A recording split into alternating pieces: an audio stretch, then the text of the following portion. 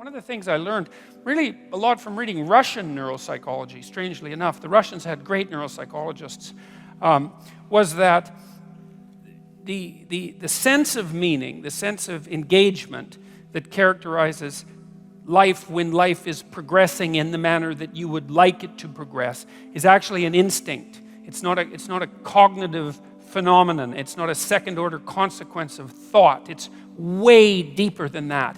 It's an extraordinarily profound instinct. And so that's really worth thinking about, assuming, as you might, that we're adapted creatures and that our instincts guide us in the world so that we can survive and so that we can reproduce and so that we can exist over long periods of time. The fact that an instinct of that depth exists and that it's associated with the sense of vital engagement in being, let's say, is a good indication, as good an indication as there is, that there's something truly real about it. And I would say that might even be more important than the knowledge of the role that the serotonin system plays in adjudicating hierarchical position. Because we tend to think of meaning as something that people create as a secondary consequence through thinking or through philosophy or something like that. And when we think that, it's easy to criticize it. It's easy to become cynical about it. It's easy to lose faith in it. But when you understand that it actually is a much deeper phenomenon than that, and that the cognitive elements, the philosophical elements, are sort of like, well, they're like the fronds on the top of the pond on a plant system that has unbelievably deep roots that go way down into the water. There's something about that that's much firmer and more solid.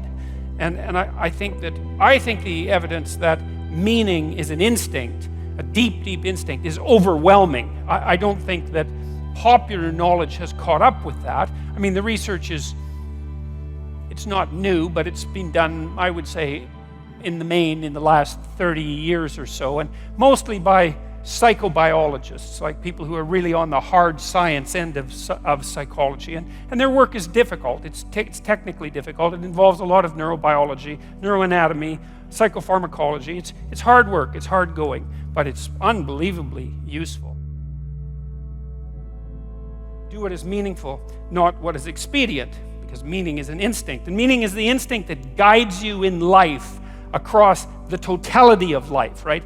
What's expedient, that's what you might want to do right now in an impulsive sense, right? Because you're driven forward by, anger or anxiety or frustration or disappointment or despair, some sort of one-eyed motivational monster that's got you in its grip that really isn't considering everything at once, right? Like considering your life tomorrow or your life next week or your family's life or maybe even your well-being half an hour from now, because you lash out in anger, and you can people do that. It's understandable. Sometimes it's even necessary, but it's not wise generally.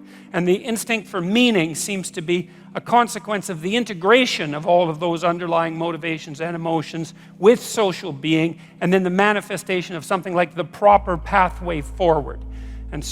And you need that because you need to know how to move forward in life, because you need to move forward in life. You need to act in life. And the other thing that's, I suppose, part and parcel of, let's say, 12 rules for life is the insistence upon action as of primary import. We're not fundamentally creatures who passively perceive the objective world. That's not the goal of our perceptual systems. It's not the goal of our memory.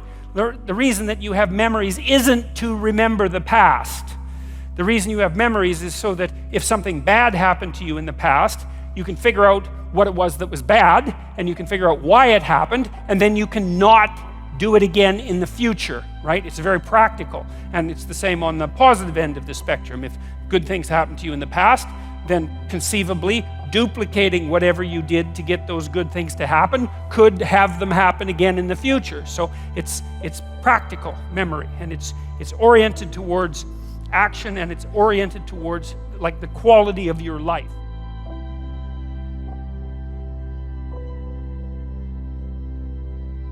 I've gone around and spoken, and a large proportion of my audience has been young men, under 30, something like that. And I've spoken to them a lot about responsibility.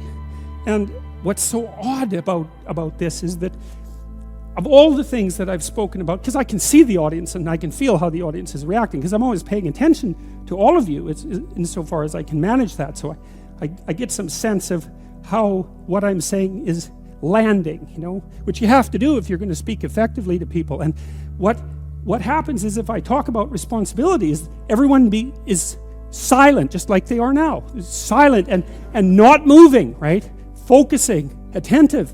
Say, pick up your responsibility. Pick up the heaviest thing you can and carry it. And the room goes quiet and everybody's eyes open. And I think, that always makes me break up. I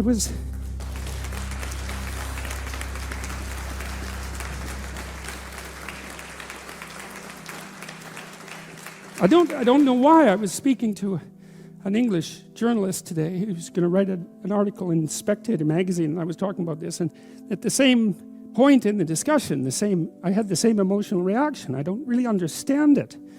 I think there's something about it that's so crucial, because we've been fed this unending diet of rights and freedoms, and there's something about that, there's something about that that's so pathologically wrong, and people are starving for the antidote, and the antidote is truth and responsibility, right? And it isn't because that's what you should do in some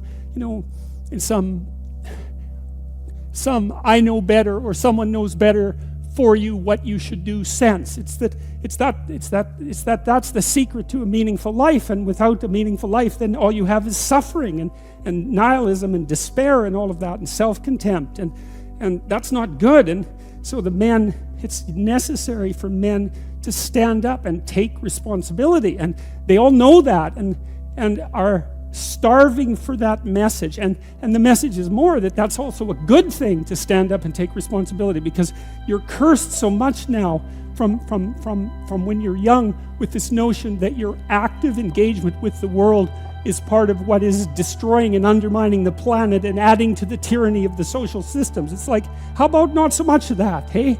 Because it's too soul deadening. It's anti-human right to the core. And my sense instead is that, if you were able to reveal the best of yourself to you in the world, that you would be an overwhelming force for good, and that whatever errors might be made along the way would wash out in the works. And that's the other thing that you see in the Abrahamic stories, because Abraham is not a perfect person by any stretch of the imagination. He's a real person, and he makes mistakes, but it doesn't matter. The overarching narrative is, maintain your covenant with God, and despite your inadequacies, then not only will you prevail, but your descendants will prevail. It's like, great, that's really good news, So it's been really something to see that in the stories.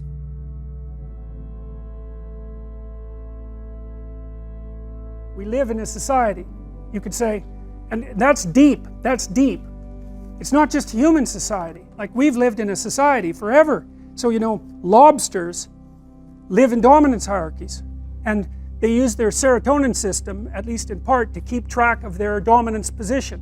And so you can use antidepressants on lobsters when they get defeated, and they don't feel so bad from being defeated in a fight. And so you just think about that, because antidepressants do the same thing to us. We're so bloody social that the circuits that evolved 300 million years ago, when the lobsters and us had a shared ancestor, are still operating at the base of your brain. That's why status is so important to people, and reputation. I mean, that serotonin system governs your emotional regulation. How people respond to you and what they think of you, man, that matters. That's why you're on Facebook all the time and checking your texts and obsessing continually about your online presence, assuming that you're doing that, and contacting people frantically and seeing what the updates are. It's like, how are you held in the esteem of others? Very, very important, and that's because it determines your emotional regulation. It's really important. So we exist in a society, always, and the society has two elements. The tyrannical element of the society, that would be the tyrannical king, roughly speaking, a very common mythological theme. You see that in The Lion King too, right? Because that's Scar, and of course you see it in the real world with almost continually. And then the benevolent king, who is the source of all the good things about culture. And you can see these things play out as mythologies in political terms. So I would say, for example, the continual harping about the oppressive nature of the patriarchy is part of a myth. And the myth is that society is oppressive. It's like, well, yeah, obviously, you know, because you have to be quite a bit like you, and you have to be quite a bit like you, even if you're not, so that you can get along, right? Everybody sacrifices a tremendous amount of their individuality to the common mode of being. There's a tyrannical element to that. But, you know, by the same token, it's the basis of cooperation and the stability of society.